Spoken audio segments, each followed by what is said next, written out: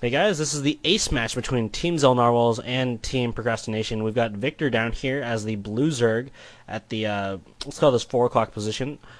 And he's part of Team, oh, I just forgot, the Xel'Narwhals, right? Yeah. Yeah, the Xel'Narwhals. And MattDamon, on the other hand, the red Terran at the 10 o'clock is part of Team Procrastination.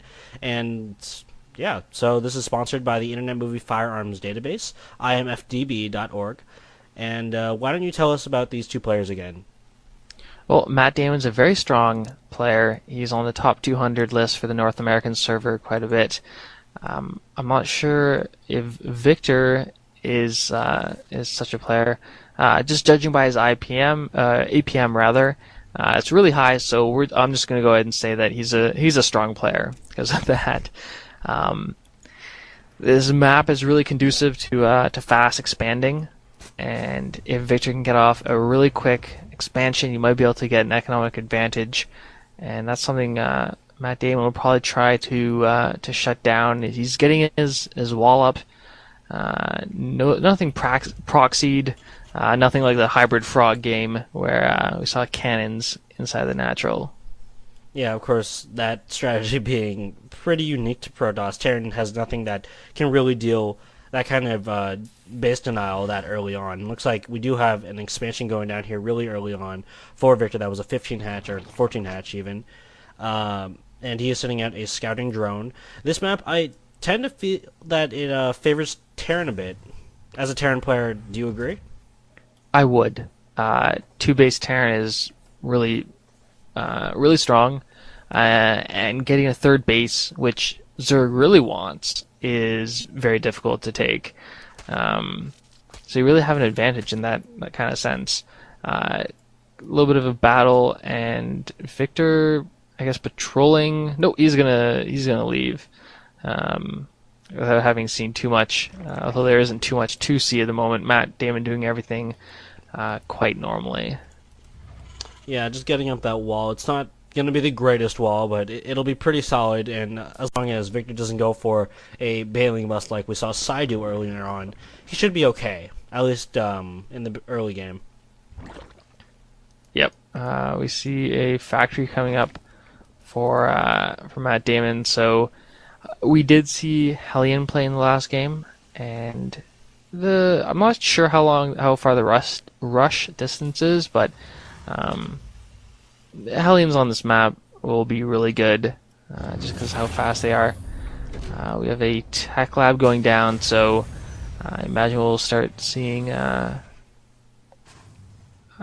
maybe a Reaper for a quick scout, but more likely gearing up for upgrades and Marauders. Yeah, meanwhile, we have Victor's expansion now up, and he's just sending out a few lings, maybe to test that front, see what's up. Otherwise, everything pretty normal. Is getting ling speed as well. He's got a nice Overlord placement. Checking that natural, see if there's a command center. There isn't. Going up with the lings and then running away before those Marines have a chance to shoot at him. Yep, and we're seeing Marauders right now from MattDamon. Still no upgrades on them. Actually getting... Oh, there we go. Expansion now going up for MattDamon. Yeah, it's a little late. If you want to go for like a really fast expansion, it's easy enough to go 1 racks fast expansion on this map. And with mules, you can get a really quick economy going. And Victor, he's going for a Baneling Nest, knowing that wall is not very strong. He's looking to take advantage of it. Yeah, definitely, especially because of that positioning of the barracks. Once he lifted it off, he had to force the tech lab to take its place. So this entire wall having about 400 HP. Of course, the supply depots did take a few hits. And the hits actually do matter because it takes 5 Banelings and a few hits from Zerglings to take down a supply depot now with the HP increase. And looks like MattDamon going to be moving out here. Yep. I was just going to agree with you saying that. So supply depots are up from 350 to 400 health. Victor's sending in Overlord to scout, and at the same time MattDamon is pushing to the bottom. He's got those 2 Hellions waiting, and more troops coming to join him. Yeah, unfortunately, Victor, he's getting a lot of banelings over here. I'm not sure if that's the right choice. There's a lot of Marauders over here, and Hellions can easily avoid those banelings. MattDamon gonna try and move in here. There's not too much, and there we go. The banelings have just about finished, and he's gonna engage over here. Yeah, sending those banelings, those Hellions are running away. Exploding on the Marauders, unfortunately, not doing a huge amount of damage as the Marauders are armored. And Victor loses his queen now, and his mineral line is under attack. Yeah, and he's grouping up those drones. They're pretty much Hellion bait right now. And oh man, losing so many drones. A lot of lings are popping out, so he might be able. Yeah, he will be able to defend this, but he's taking a lot of casualties over here. Yeah, his economy took a huge hit. He's only at 14 harvesters to MattDamon's 26. So while he was able to hold that off, he had to pump a whole bunch of money into Zerglings. He's got 29 right now, and I'm sure he'd really rather have spent that all on drones. MattDamon is expanding now, sending out all his SCVs, so he's in a very strong position right now.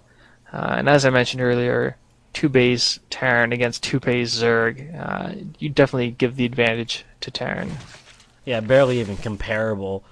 Terran taking their expansion is like Zerg taking the third. So we've got an armory now coming up for MattDamon. He's getting another factory, so we'll probably be seeing a little bit of Thor play.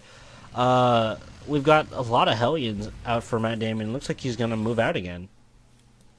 Yeah, interestingly enough, no Blue Flame upgrade. That might be happening with that tech lab. We might be seeing Thors and then that research being joined, being done at the same time. So these Hellions moving to the main now. There's a whole bunch of Zerglings.